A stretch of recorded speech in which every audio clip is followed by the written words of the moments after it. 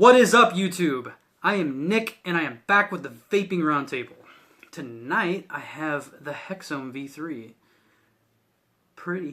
It's pretty. This is by Craving Vapor, and I do believe you can get this at Craving Vapor's website. The price on this is going to be $189.99, and it comes in, I believe, red, white, blue, and black, and it does have a powder coated finish. I've got the white one, and it is awesome. Also, Craving Vapor is located out of Austin, Texas, and they do make this 100% in the USA. So if you guys like mods that are built in America, this is a good one. Like I said, it's made in the USA. It does have a lifetime warranty. So you spend $5, something goes wrong with your board, as long as you're not throwing this down on the ground, you know, beating it up, no physical damage. I do believe you can spend $5 and they'll fix it for you, and if they can't, I do believe they replace it for you. So that's what you get on this. That's what you pay $189.99 for. What they say is this is made out of an entire aluminum body. They put that powder coated finish over that aluminum body. It does have a magnetic battery door, which I'll get into when we go to the close-up. No magnets on the outside. I love that. Also, it's very firm. It snaps right in place. It has brass battery contacts. That's good. It has a, I think 3 to 6 volt power range on there, voltage range anyway. 30 amp output, max output on that, and it's 180 max watt output. So the board will do that. They also have a new board on here. I'm not going to show you that, but the new board they have in here is pretty good. So anyway, what I'll do now is I'll dive up, go down, I'll show you everything about this, and when I come back, I'm going to tell you what I think about it. Alright, what is up, guys? Here's the HexOhm V3. This is the close-up look at it, and if we look at it, it's got a powder-coated finish on it. You can kind of see that right there. There's the aluminum underneath. Here's the side with the potentiometer, and basically what I do with this is I just kind of stick my thumb in there, twist it, and you can change the little power knob right here, just like all the other ones. Here's your power switch right there, and then here's your 510. It is flush with the top of the device. The other ones did have a raised bezel on them. It's kind of like a little metal bezel.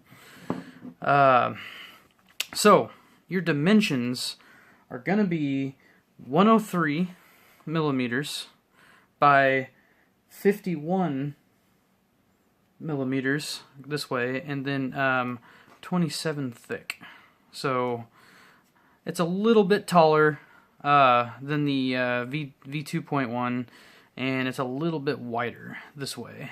Actually, no, it's a little bit thicker this way, because this battery door is a little bit thicker.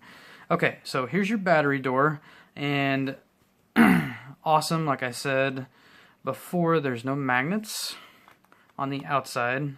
When you open it up, you can see the magnets right there. That's really cool. I like how they have the magnets on the inside. Here's your internals right here. As you can see, they have that fitted plastic piece right here. You have a Craving Vapor logo right there. Here's your brass contacts right there. And this is how you set up your series battery mode. Here's your kill switch. If I click that and it pops up, that means the device is locked. Then I put that door back on, throw it in my pocket, it cannot fire. So that's pretty cool, I like that. Go ahead and turn that back on. And I'm not going to take this out. I'm not going to unscrew these because I really don't want to risk hurting this at all. But the board inside of here, it's pretty neat looking. I'm pretty sure there's websites where you can view what that looks like. But it sits right on the inside of this side of it. Okay, so here is a comparison with the V2.1 right here. This is the green one, and this is the V3 on the right-hand side here. As you can see from the top, this is a little bit thinner this way, the thickness. It is almost about the same size and width, and then height, as you can see, I would say this one's just a little bit taller. You can see that right there. And then I wanted to show you the battery compartment.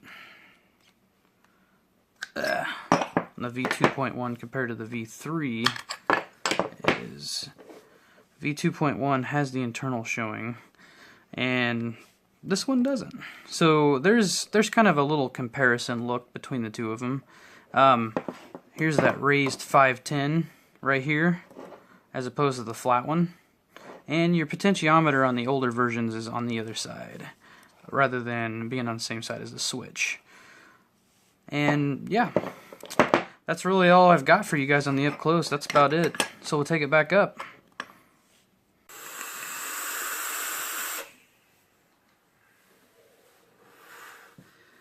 God, that's nice. Oh, and by the way, if you were wondering, I am using the X1 RDA by Vapors Cloud. It is probably my favorite RDA at the moment. Probably will be for a while. But why is this for advanced vapors? Why?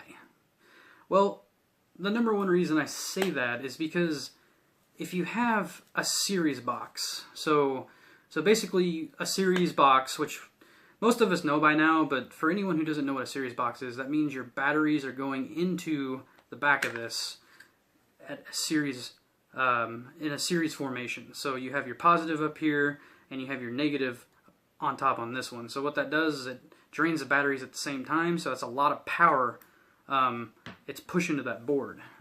So what that means is you need to know Ohm's law.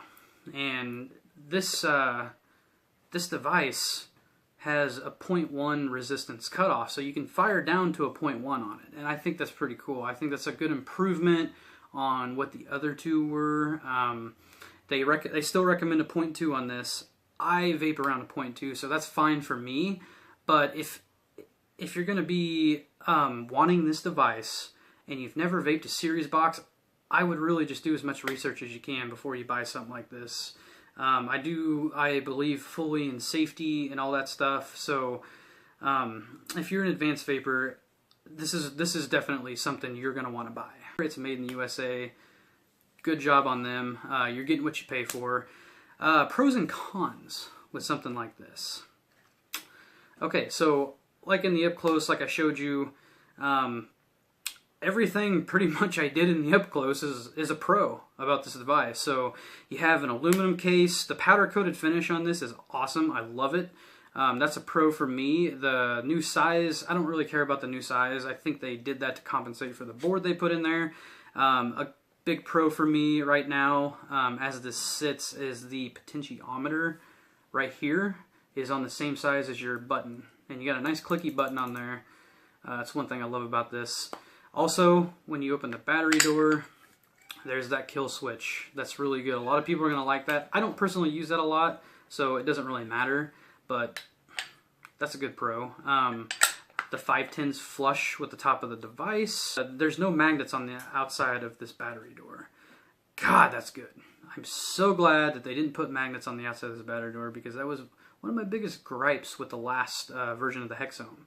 Actually, the last two versions was, if I set this in my pocket and I had my debit card in there, it would destroy my little reader thing. So glad they do that. Cons, I only have one con. Well, actually, I guess there's two cons. There's no venting down here, but I mean, like I said, there's space in between that magnetic door. There's enough heat that can get out of there. But another, I think the biggest con I have about this, and it doesn't really directly relate to the device, it's just basically that Craving Vapor, when they sent this to me, it just came bubble wrapped. No box, no packaging. It didn't come with an instruction manual.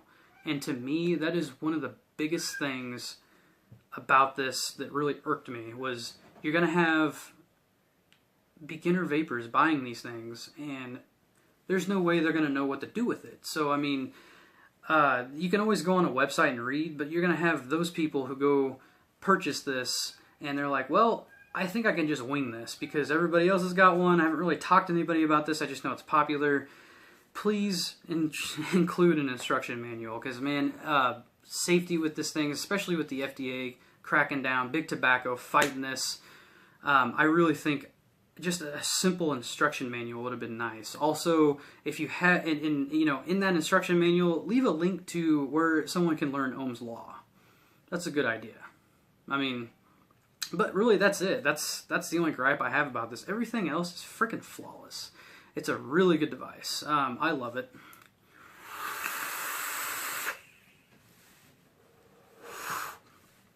So, that's my review. Thanks for watching, guys. This is the Vaping Roundtable, and I'll be back with some more reviews. So, stay sexy, YouTube.